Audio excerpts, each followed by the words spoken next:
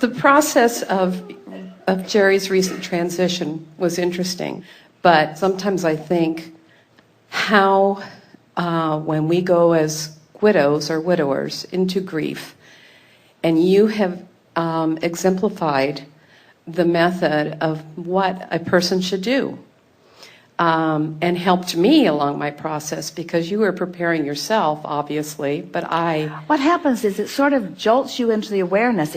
Talk about an acceptance that you have to let go of the uncontrollable. And there is relief in accepting that while you cannot change a circumstance, you can change the way you feel in life. And there is no more powerful understanding than that.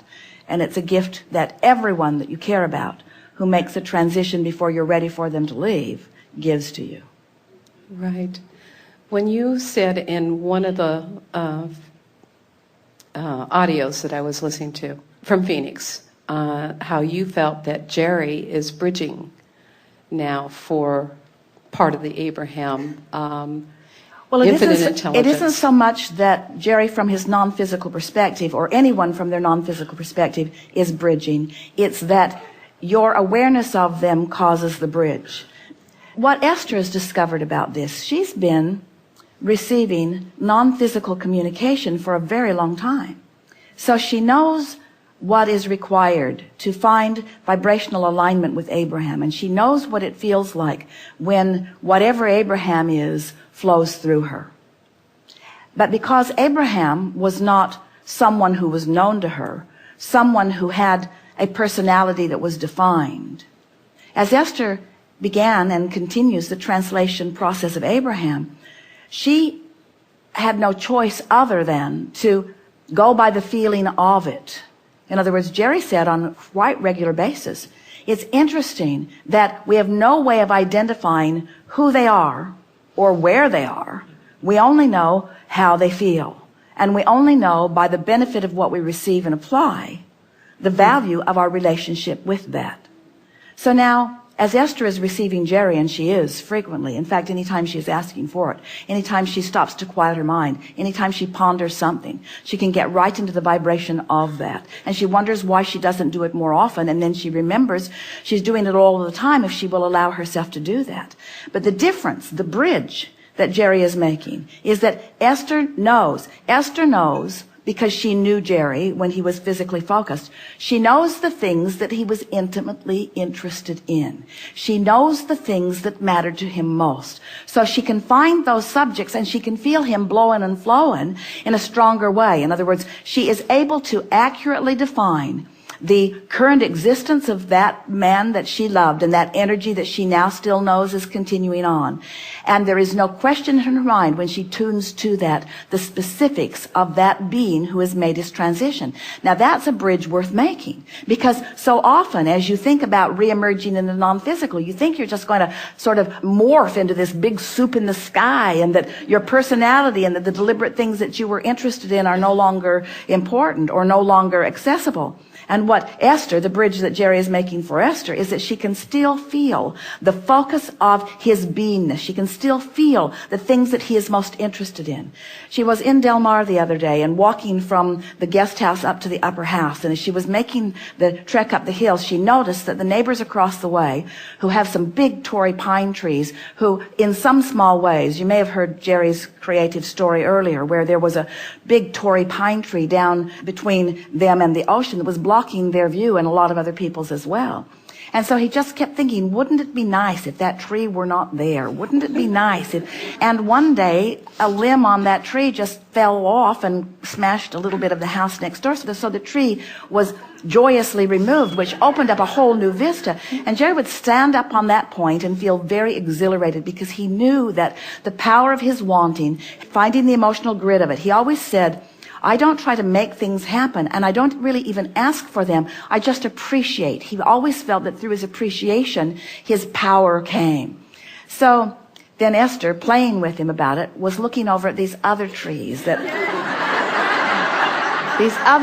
and she says to Jerry about them, all right, you guys, do you want to do this the hard way or the easy way?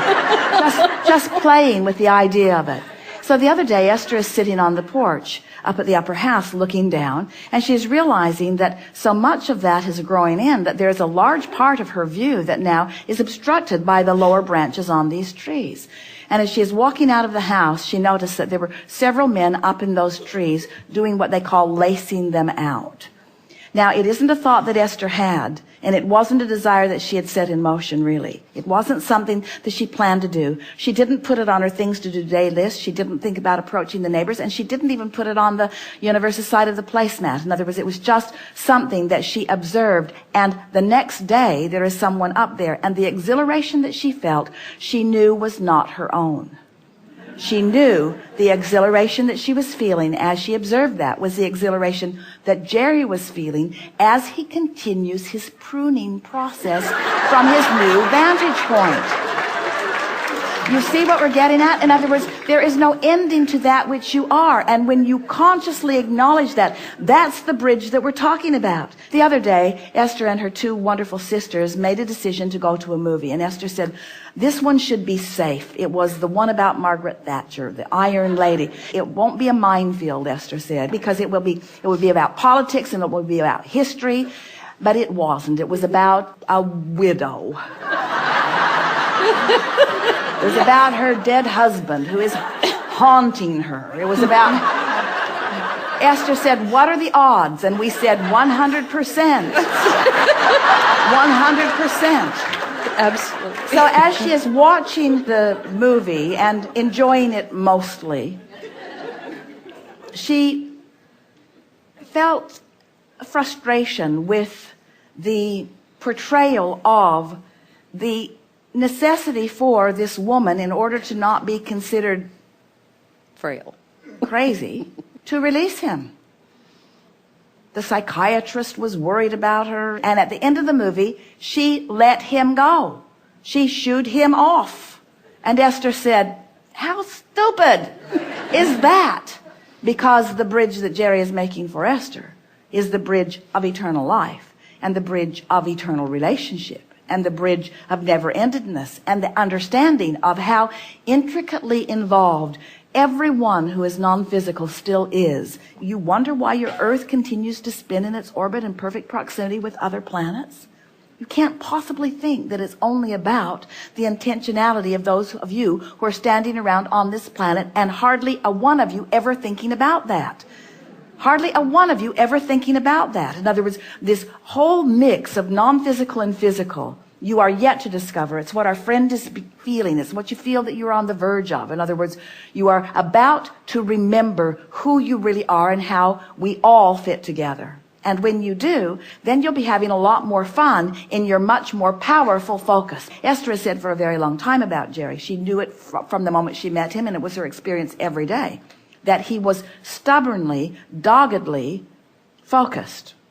And as she feels him now she can feel the clarity and the power of that focus still. It is undeniable and it is indefinable, but it is happening. It's the grid filling in. So what's happening? So let's go back to this conversation about the grid. So is it possible that Jerry, from his non-physical perspective, is helping to fill in the grid of things that he helped establish when he established them from a physical point of view?